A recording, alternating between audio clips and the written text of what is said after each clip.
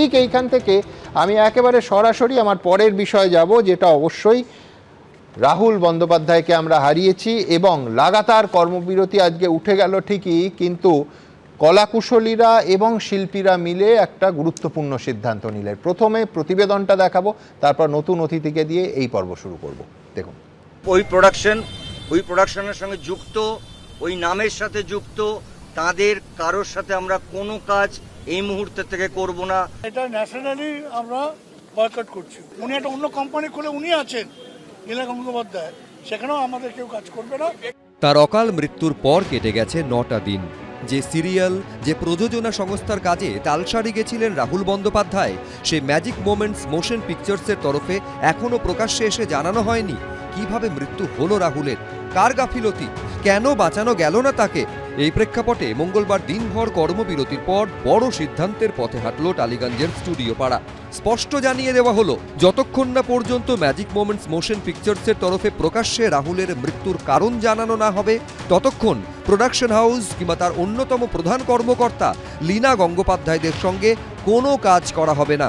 রাহুল এরকম যাদের ঘটনা, তাদের সঙ্গে এই মুহূর্তে ডিসিশন অলরেডি টেকেন, কাজ করা আমাদের পক্ষে সম্ভব নয়। পুরো পরিবার মিলে ঠিক করেছে আমরা এই পরিবারে ওই মানুষগুলোর সাথে কাজ করব না যারা আমাদের পরিবারের একটা ঘরের ছেলেকে নিয়ে গেছে। তাদের বলতে হবে, পাবলিকলি বলতে হবে এবং ফাইনালি প্রিয়াঙ্কাকে বলতে হবে হ্যাঁ এটা আমি মানলাম।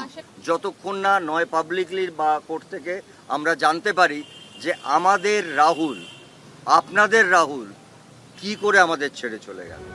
স্বজন হারানো শোক বুকে নিয়েই শনিবার বিচারের দাবিতে পথে নামেন রাহুলের সতীর্থরা। প্রথমে রিজেন্ট পার্ক থানায় 0 এফআইআর দায়ের করে আর্টিস্টস ফোরাম। রাতে ওড়িশার তালসারি মেরিন থানায় এফআইআর দায়ের করেন প্রয়াত অভিনেতার স্ত্রী প্রিয়ঙ্কা সরকার। জোড়া এফআইআরেই নাম ছিল ম্যাজিক মোমেন্টস মোশন পিকচার্স সংস্থার 2 ডিরেক্টর শৈবাল বন্দ্যোপাধ্যায় ও লীনা গঙ্গোপাধ্যায়ের। রবিবার সুরক্ষার দাবিতে অনির্দিষ্টকালের জন্য কর্মবিরতি ঘোষণা করা হয়। মঙ্গলবার কর্মবিরতি হলেও টেকনিশিয়ান স্টুডিওতে ধরা পড়ে চূড়ান্ত ব্যস্ততা। কখনো আর্টিস্টস ফোরাম নিজেদের মধ্যে, কখনো ফেডারেশন, তো কখনো ইম্পার সঙ্গে দফায় দফায় বৈঠক করে। চ্যানেলের তরফে কেউ উপস্থিত না থাকলেও ছিলেন টেলিভিশনের প্রডিউসাররা। আর কর্মবিরতি নেই, কাল থেকে আমরা কাজ শুরু করছি। সবার কাজ শুরু হবে ওই একটা সংগঠন ম্যাজিক মোমেন্ট এবং ওই নামগুলোর সঙ্গে যারা যুক্ত তাদের সবার সঙ্গে সেটা আমরা জানিয়ে দেবো যে এটার সঙ্গে আরো অন্য কোনো কোম্পানি আছে কিনা। ট্রুথটা যাতে বেরোয় সেটা আমরা সত্যটা জানতে চাই। রাহুলের মতো আর কারুর যাতে প্রাণ না যায় তার জন্য বিস্তারিত আলোচনা হয়। আশা করছি আগামী 10-15 দিনের মধ্যে ফাইনাল এসওপিটা আপনাদের সামনে আমরা তুলে ধরতে পারবো। রাহুলের জীবনের বিনিময়ে স্টুডিও পাড়ায় কি সকলের জন্য সুরক্ষা নিশ্চিত করা যাবে? কৃষ্ণেন্দু অধিকারী, মনামি রায়, সন্দীপ সরকারের রিপোর্ট, এবিপি আনন্দ। আমার সঙ্গে এই মুহূর্তে স্টুডিওতে আছেন অম্বরীশ ভট্টাচার্য। অম্বরীশ, সেই সিরিয়ালটায় একসঙ্গে কয়েক ঘন্টা আগেই কাজ করেছেন ভোলে বাবা পার করেগা, যেখানে রাহুল তার শেষ শটটা দিয়েছেন। আমি দেখছিলাম অম্বরীশ, তুমি বলছো যে ওই দিন সকালটা শুরু হয়েছিল রাহুলের ফোনে, ওর ঘরে ডেকেছিল তোমায় একসঙ্গে চা খাওয়ার জন্য। তুমি প্যাক আপ হয়ে গেল তোমার অংশে, তুমি কলকাতার উদ্দেশ্যে বেরিয়ে এলে। রাস্তায় শুনতে পেলে এই ঘটনার কথা, যার সঙ্গে হয়তো 1 ঘন্টা বা 1.5 ঘন্টা আগেও একসঙ্গে শট দিয়েছো, একসঙ্গে থেকেছো, একসঙ্গে গল্প করেছো। তারপর তুমি যে সিদ্ধান্তটা কালকে জানিয়েছিলে একেবারে প্রকাশ্যে যে এই প্রোডাকশন হাউসের সঙ্গে তুমি আর কখনো কোনো কাজ করবে না, আজকে গোটা ইন্ডাস্ট্রি, তার মধ্যে কলাকুশলীরা আছেন, তার মধ্যে টেকনিশিয়ানরা আছেন, একেবারে তোমার সিদ্ধান্তটা কার্যত আমি বলছি যে সার্বিকভাবে যেন গৃহীত হলো। তুমি ব্যক্তিগতভাবে বলেছিলে, ওনারা সমষ্টিগতভাবে টালিগঞ্জগতভাবে সেই একই সিদ্ধান্ত নিলেন। এই সিদ্ধান্তের কারণটা কি তোমার দিক থেকে? আমি এই সিদ্ধান্তটা নিয়ে হচ্ছে গত মঙ্গলবার, অর্থাৎ রাহুলের মৃত্যু হয় রোববার। হ্যাঁ, রোববার রাতে আমরা কলকাতা ফিরি। সোমবার দিন সারাদিন আমি ভাবনা চিন্তা করি যে একটা মেগা সিরিয়ালের তো নিয়মিত শুটিং হয়, আর ওই ম্যাজিক মোমেন্টস হাউসের 2টো সিরিয়ালে আমি এখন অভিনয় করছিলাম, একটা ভোলে বাবা পার করেগা এবং চিরসখা বলে একটি সিরিয়াল। আমার একটা আশঙ্কা হয় সুমন, যে আগামীকাল যদি আমাকে চিরসখা শুটিংয়ে ডাকা হয়, আমি কি করে যাব ওখানে। দেখো, রাহুলের সঙ্গে আমার খুব যে ঘনিষ্ঠতা চিরকাল ছিল তা নয়, কিন্তু গত 2 মাস এই ভোলে বাবা পার করেগাতে অভিনয় করার জন্য আমরা একটা ছোট্ট মেগাপ্রমে দুজনে 2 মাস কাটিয়েছি প্রত্যেকটা দিন। এবং ওর সাথে যেহেতু আমার অনেকগুলো পছন্দের মিল ছিল, গান, অভিনয়, থিয়েটার, সাহিত্য, ভীষণ ভালো একটা বন্ধুত্ব হয়ে গিয়েছিল। এবং এই 2 মাসে আমি বুঝতে পেরেছিলাম যে আমাকে একজন মানুষ হিসেবে বা অভিনেতা হিসেবে অত্যন্ত পছন্দ করে, শ্রদ্ধা করে, সম্মান করে। বই দিচ্ছে, পারফিউম দিচ্ছে, নানান উপহার দিচ্ছে, নানান গল্প চলছে সারাদিন। দুপুর 3টের সময়, পৌনে 3টের সময় ওর সঙ্গে শেষ শট দিই আমি। সকালের ঘটনাটা তো আমি বলেছি, সকালবেলা প্রথম ফোনটা হোটেলে ও আমাকে করে যে আমার ঘরে এসে আমি ভালো চা খাও। ওর কাছে থাকতো টি ব্যাগ, তা আমি ওর ঘরে যাই সকালবেলা। যখন আমরা একসাথে বসে চা খাচ্ছিলাম, ও জানতো না, আমিও জানতাম না যে ওটা ওর মৃত্যুদিন। তো সোমবার দিন আমি ভাবি যে আগামীকাল যদি আমাকে ফোন করা হয়, দিয়ে বলা হয় যে ওই ধারাবাহিক বা অন্য পাশের ধারাবাহিক, একই পাশাপাশি দুটো ফ্লোরে শুটিং হতো, তো আমি কি করে গিয়ে শুটিংটা করব ওখানে? কারণ ওই মুভিটোন স্টুডিওর চারিদিকে ওর সাথে আমার স্মৃতি ছড়িয়ে রয়েছে। মানে করিডোর থেকে শুরু করে, ফ্লোর থেকে শুরু করে, ওই ঘরটা আমি বসবো কি করে? আমার সে মনের শক্তি ছিল না, শ্যাটার্ড হয়ে গিয়েছিলাম। তো সেই জন্য আমি মঙ্গলবার দিনই ফোন করে ওনাদের জানিয়ে দিই যে আমার পক্ষে আর আপনাদের এই দুটো কোনো সিরিয়ালেই অভিনয় করা সম্ভব হবে না, আমাকে আপনারা বিরতি দিন, নিস্তার দিন। তো ওনারা রাজি হয়ে যান, সঙ্গে সঙ্গে কোনো আপত্তি করেন না, কারণ সত্যি আমার পক্ষে সম্ভব ছিল না। তারপরে যত দিন গড়িয়েছে আমার মনে হয়েছে যে এই যে ঘটনাটা ঘটলো এর জন্য দায়ী কে বা কারা, এর যতদিন না সুষ্ঠু সমাধান হবে ততদিন কেন আমি আর এ জীবনে কোনো দিন ওই হাউসের সাথে কাজ করতে পারবো না। আর ওই মুভিটোনে বোধহয় আমি এ জীবনে আর কোনো দিন অভিনয় করতে যেতে পারবো না। পরে মনে হয়েছে যে দেখো, আমি তো একজন প্রফেশনাল আর্টিস্ট, আমি তো পার ডে হিসেবে কাজ করি, দুটো সিরিয়ালে কাজ ছেড়ে দেওয়া, তখন তো জানতাম না যে হাউস ব্যান হবে, আমার পক্ষে একটা বড় সড়ো আর্থিক ক্ষতি। কিন্তু তখন আমি দেখলাম যে মনটাকে আমাকে আগে মনের ডাকে সাড়া দিতে হবে। আমি যদি ওখানে গিয়ে অসুস্থ হয়ে পড়ি, ও স্মৃতি ভারাক্রান্ত হয়ে, তাহলে তো সেটা ঠিক হবে না। সেই জন্য আমি মঙ্গলবার দিনই ডিসিশন নিই, কিন্তু আমি সেটা কোনো সোশ্যাল মিডিয়ায় জানাইনি, সে মানসিক অবস্থাই ছিল না। কারণ সোশ্যাল মিডিয়া, টেলিভিশন আমি খুলছিলামই না, বারবার ওকে দেখাচ্ছিল বলে। তারপরে আমার সঙ্গে রোববার দিন রাতে বুম্বাদার অনেকক্ষণ কথা হয়। উনি বলেন যে অনেক দর্শকের মনে একটা বিভ্রান্তি তৈরি হয়েছে, প্রশ্ন তৈরি হয়েছে যে আমি কেন এই ঘটনাটায় চুপ করে আছি, আমি কেন কোনো প্রতিক্রিয়া দিচ্ছি না, বা ওর শেষ যাত্রায় আমি কেন গেলাম না। তো তখন আমি বিষয়টা জানাই সকলকে যে এইটাই কারণ, আমার জানানো হয়ে ওঠেনি। কারণ শোকের কথা কি জানাবো বলো সোশ্যাল মিডিয়ায়।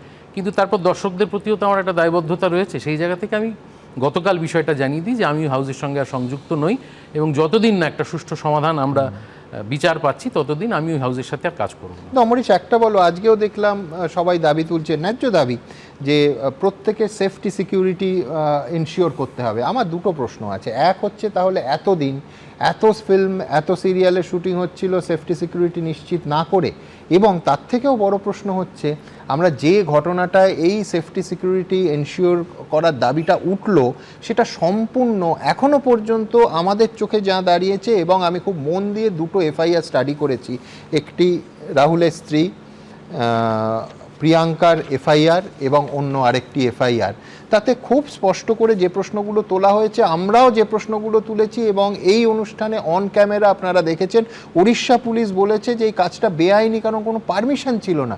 আমি বলছি, আসলে অম্বরীশ, এটা তো অনেক গভীর প্রশ্ন। তার কারণ, একটা আইনি কাজ হলে তারপরে ওঠে হচ্ছে শিল্পীদের সেফটি সিকিউরিটি।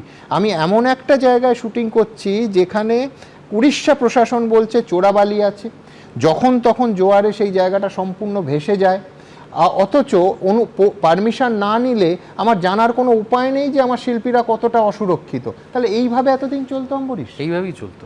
মানে আমাদের ফ্লোরে কারোর হাত কেটে গেলে ওডিকোলন দেওয়া হতো, একটা ডেটলেরও বন্দোবস্ত থাকতো না। ওডিকোলন তো অ্যান্টিসেপটিক নয়, এইভাবে চলতো। একেবারে যে কোনো সিকিউরিটি ছিল না সেটাও বলবো না, তাহলে এত বছর এত মানুষ কাজ করলো কি করে। কিন্তু প্রচুর লুপহোলস ছিল। আর এই নির্দিষ্ট আউটডোর শুটিংটায় পারমিশন ছিল কি ছিল না আমরা শিল্পী হিসেবে জিজ্ঞেস করিনি, তার কারণ আমাদের তো একটা কাজ নয় যে একটা শুটিং এ গিয়ে প্রথমে জিজ্ঞেস করব পারমিশন আছে কিনা। আর এটা তো বেসিক যে থাকবে, বেসিক থাকবে, এটা নিয়ম। সেটা যে ছিল না, এখন অবধি সেই অনুমতির পত্র কেউ দেখাতে পারলো না, এখন জানা যাচ্ছে যে অনুমতি ছিলই না। অবিশ্বাস্য, ভাবাই যাচ্ছে। আমার তৃতীয় প্রশ্নটা একেবারে শিল্পী এবং তোমাদের, যে শিল্পীদের এক হচ্ছে যে তুমি যদি বেশি প্রশ্ন করো অথবা ন্যায্য প্রশ্ন করো, অথবা অম্বরীশ ভট্টাচার্য শুটিংয়ে গিয়ে যদি পারমিশন লেটার দেখতে চায় যে কোনো জায়গায়, তাহলে তুমি কাজ পাবে কিনা।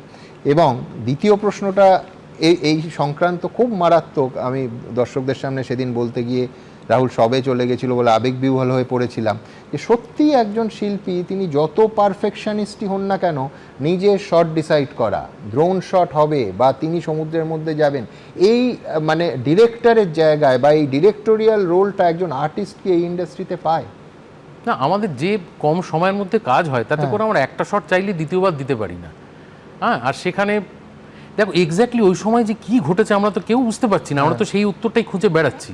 আমরা তো ওই সময় ছিলাম না, অথচ ওইখানে আমি ডিরেক্টরের ফোন ইন দেখছিলাম, উনি বলছেন 30 থেকে 40 জন লোক ওই ইউনিটে ছিল। আমি যদি সেই সংখ্যাটা 10-12ও ধরি, তাদের সঙ্গে কথা বললেই তো যে কোনো কেউ বা তারা মুখ খুললেই তো আমরা জানতে পারতাম কি হয়েছে। এক্স্যাক্টলি, আমি 8 দিন পেরিয়ে গেল এখন অবধি পরিষ্কার করে প্রোডাকশন হাউসের পক্ষ থেকে কেউ জানালো না কি হয়েছিল। এইটা একটা ভয়ানক খারাপ জিনিস।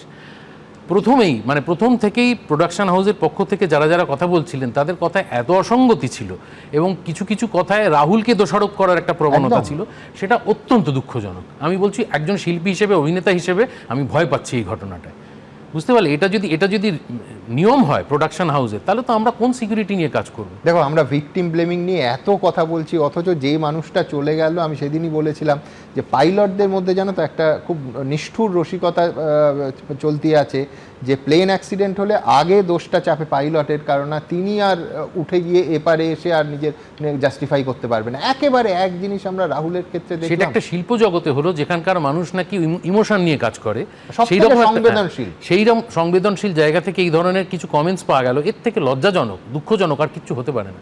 রাহুলের মৃত্যুতে আমরা প্রত্যেকে লজ্জিত, আর যাদের লজ্জিত হওয়ার কথা ছিল তারা বোধহয় লজ্জিত নয়। তারা এতদিনে একটা প্রপার বিবৃতি আমরা পেতাম তাদের পক্ষ থেকে যে আমরা লজ্জিত, আমরা দায়ী এটার জন্য, যা যা হবে সেই সার্কামস্ট্যান্সেস আমরা মাথা পেতে নেব, যা অন্যায় হয়েছে যদি কোনো অন্যায় হয়ে থাকে সেই শাস্তি আমরা মাথা পেতে নেব। এরকম কোনো বিবৃতি আমি অন্তত শুনতে পাইনি। এটা অত্যন্ত লজ্জাজনক, দুঃখজনক। দেখুন, আমি বলছি 9 দিন চলে গেছে, প্রায় 10 দিন হতে চললো। আমি খুব মন দিয়ে এফআইআরগুলো পড়ছিলাম।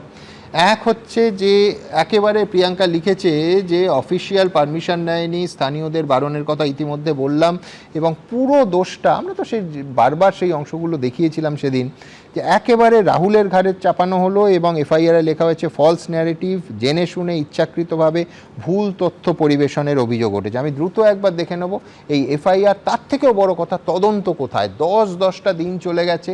আমি ভিভিআইপি ট্রিটমেন্ট, সেলিব্রিটি বলে দ্রুত তদন্ত হবে আমি সেই আশা করছি না, কিন্তু একজন তরতাজা মানুষকে আমরা হারালাম। তারপর দুটো রাজ্যের ঘটনা, দুটো রাজ্যের পুলিশের কাছে এফআইআর হয়েছে। আমি আবার স্পষ্ট করে প্রশ্ন তুলছি, তদন্ত কত দূর এগোলো?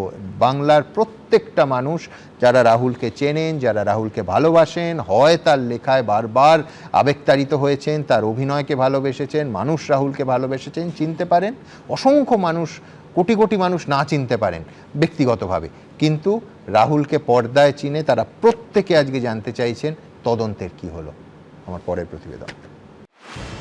তালসারীতে রাহুল বন্দ্যোপাধ্যায়ের মৃত্যুর পর কেটে গেছে 9 দিন। এই ঘটনায় 5 জনের নামে দায়ের করা হয়েছে এফআইআর। তদন্ত শুরু করেছে ওড়িশা পুলিশ। কিন্তু আসলে কি ঘটেছিল সেদিন তা নিয়ে এখনো চূড়ান্ত ধোঁয়াশা রয়ে গেছে। রাহুলের স্ত্রী প্রিয়াঙ্কা সরকার তালসারী মেরিন থানায় যে অভিযোগ দায়ের করেছেন তার ছত্রে ছত্রে উঠে এসেছে ভয়ঙ্কর গাফিলতির কথা। প্রিয়াঙ্কা অভিযোগ করেছেন রাহুলের মৃত্যু নিয়ে একাধিক বিভ্রান্তিকর ও পরস্পর বিরোধী তথ্য এবং বক্তব্য সামনে আসছে। প্রযোজনা সংস্থা এবং তাদের এজেন্ট বা সহযোগীরা স্থানীয় কর্তৃপক্ষের থেকে আনুষ্ঠানিকভাবে অনুমতি নেয়নি।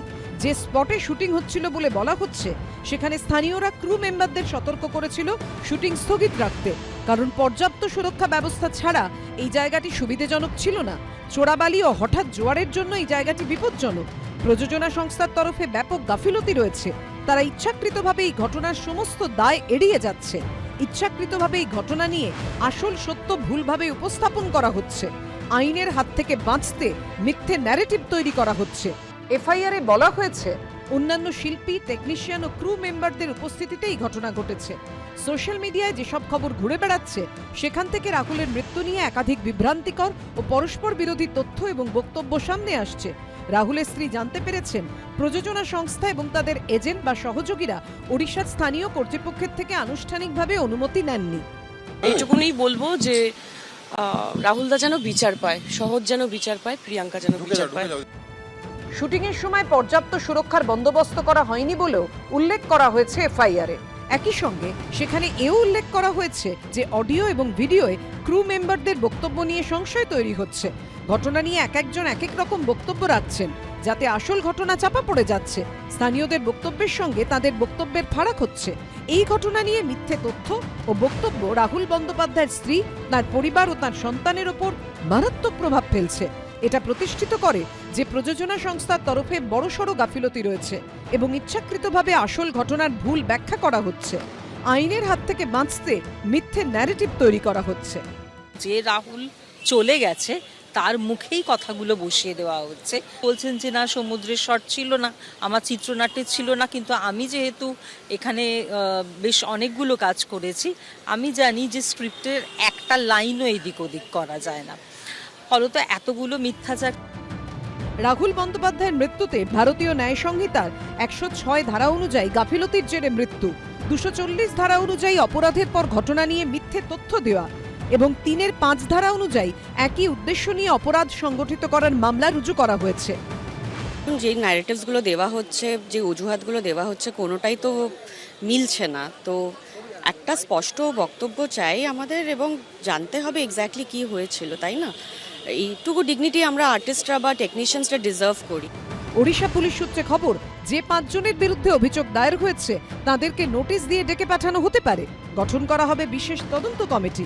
প্রয়োজনে কলকাতায় আসতে পারেন এই মামলার তদন্তকারী অফিসার। এদিকে যে ড্রোন ক্যামেরায় শুটিং হচ্ছিল সেই ক্যামেরার ফুটেজ রয়েছে দীঘা মোহনা থানার কাছে। সেই ফুটেজ পশ্চিমবঙ্গ পুলিশের কাছে চাইতে পারে ওড়িশা পুলিশ। পার্থপ্রতিম ঘোষ ও সৌমিত্র রায়ের রিপোর্ট, এবিপি আনন্দ। সুমনদা, আমার খুব নির্দিষ্ট 2-3টে পয়েন্ট এখানে বলার আছে, এবং সেটা রাজনীতির ঊর্ধ্বে উঠে। প্রথমত আমার বক্তব্য হচ্ছে ম্যাজিক মুভমেন্টসের যিনি কর্ণধার লীনা দেবী, তিনি আজকের ডেট পর্যন্ত মহিলা কমিশনের চেয়ারপারসন, এখনও রেজিগনেশন দেননি। হাওয়ায় একটা ভাসিয়ে দিলেন আমি রেজিগনেশন দিতে চাই, উনি ওই পোস্টে রয়েছেন। কি তদন্ত? আমি তো বলবো যে পুরো ঘটনা ধামাচাপা দেওয়ার চেষ্টা হয়েছিল। আজকে দীঘা হসপিটালে নিয়ে আসা হলো মৃতদেহ রাহুলের, তখন আমি শুনেছি না না, তার থেকে বড় কথা একটা ক্লিনিকের কথা বলা হলো, সেটা বায়োবিও, সেরকম কোন ক্লিনিকের ওখানে কোনো অস্তিত্বই নেই। এবং আমি বলছি যে এতে তাহলে ওই দেরিটা হলো কেন, মানুষ জানতে চান। নো, এখানে কে ইনস্ট্রাকশন দিয়েছিল দীঘায় ওই হসপিটালে নিয়ে যাওয়ার জন্য? কি রহস্য ছিল? সব বুঝলাম শঙ্কু, যেখানে হয়েছে সেটা তো উড়িষ্যা। এক সেকেন্ড, উড়িষ্যায় বিজেপির সরকার চলছে, আমি সেটা উত্তর দিচ্ছি, স্টুডিওতে না, ওখানে বলতে হবে। উত্তরটা শুনুন। এলওপি নিজে সরাসরি কথা বলেছেন, আমি যতটুকু জানি মিঠুন দা নিজে ইন্টারফেয়ার করেছেন, এবং উড়িষ্যা পুলিশ এফআইআর করেছে, অলরেডি তদন্ত শুরু করেছে। শেষ করতে দিন ভাই, আপনারা অনেক চেপেছেন, এখনো পর্যন্ত। হ্যাঁ, তদন্তে গেছে, ওখানে ডকুমেন্ট এভিডেন্স সব কালেকশন হয়েছে, এবং যে কোনো দিন নোটিফিকেশন হবে। আমি জানতে চাইছি যে এই রাজ্যে এখনো কারা বসে বসে এই ঘটনা ধামাচাপা দেওয়ার চেষ্টা করছেন? এবং আমি আর একটা শেষ প্রশ্ন রাখতে চাই, টালিগঞ্জের এই সরব বাবুরা তো খুব চেষ্টা করছেন শিল্পীদের সুরক্ষার জন্য, অর্ধেক লোককে ব্যান করে রেখে দিয়েছেন। না না, সেই ব্যান নিয়েও আজকে হয়েছে একদম প্রকাশ্য মতভেদ।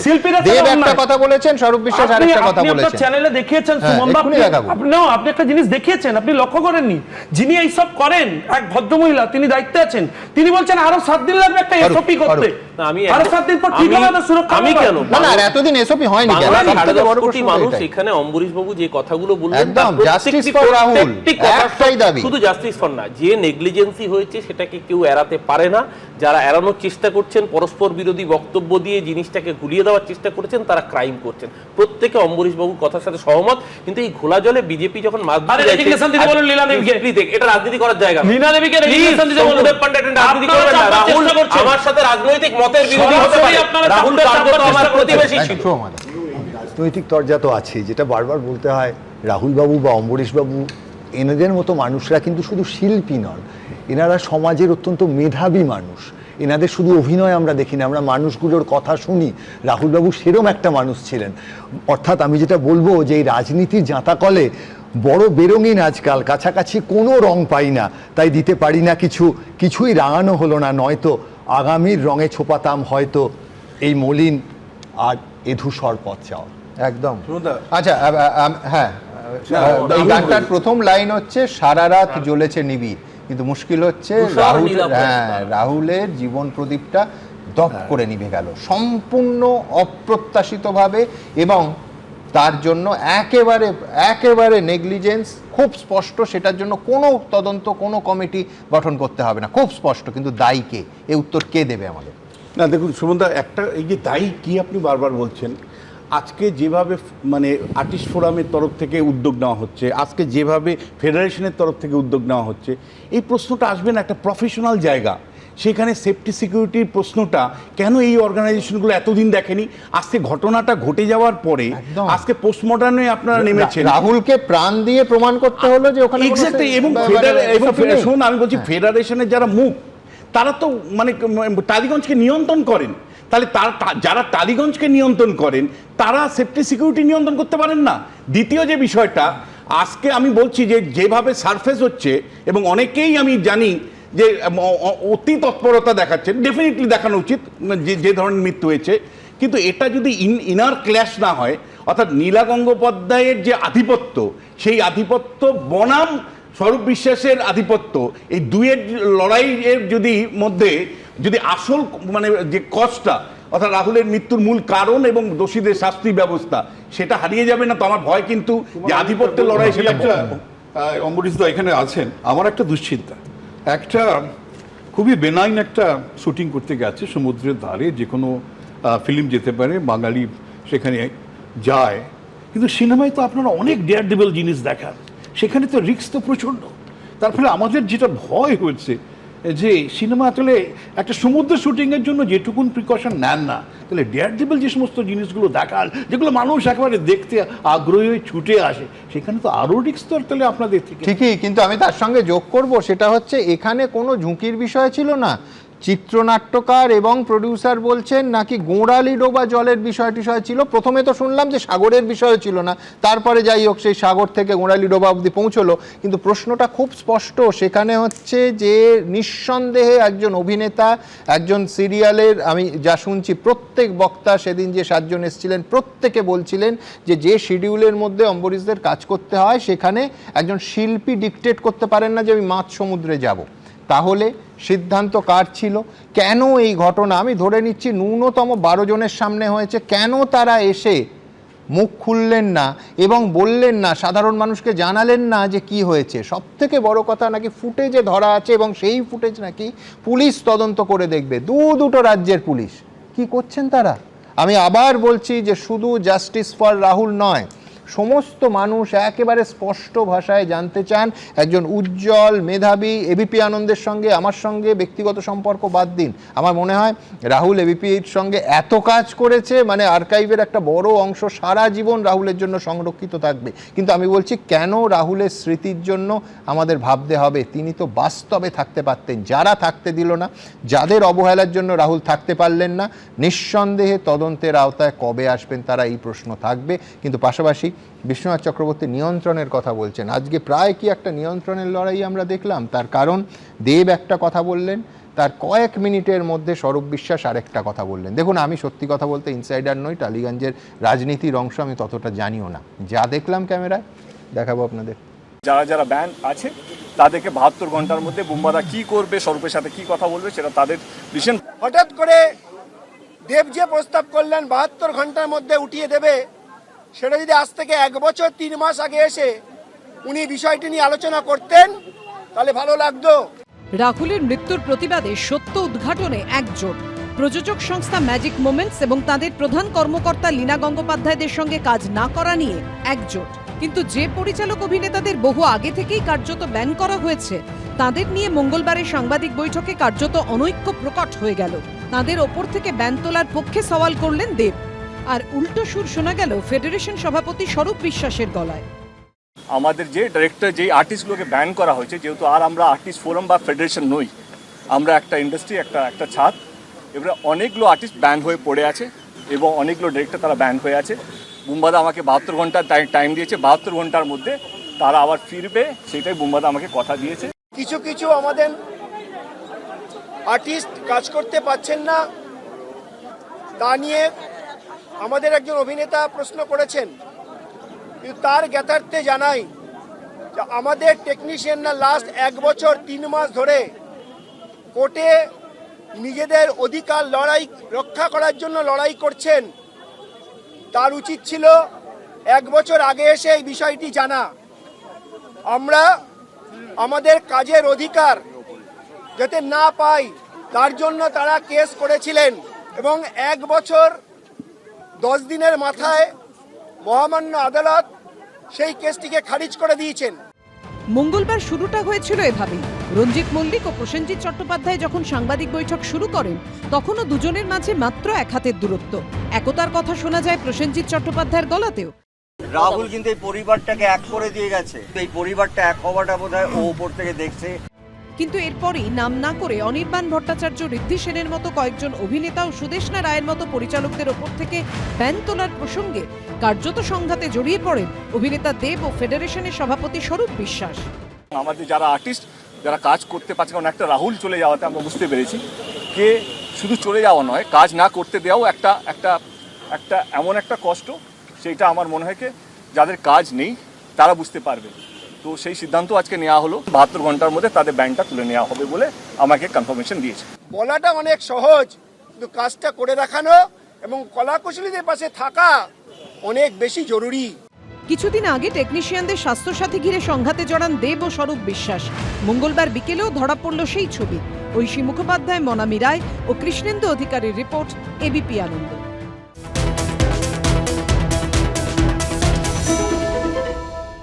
এবিপি আনন্দ, এগিয়ে থাকে, এগিয়ে রাখে।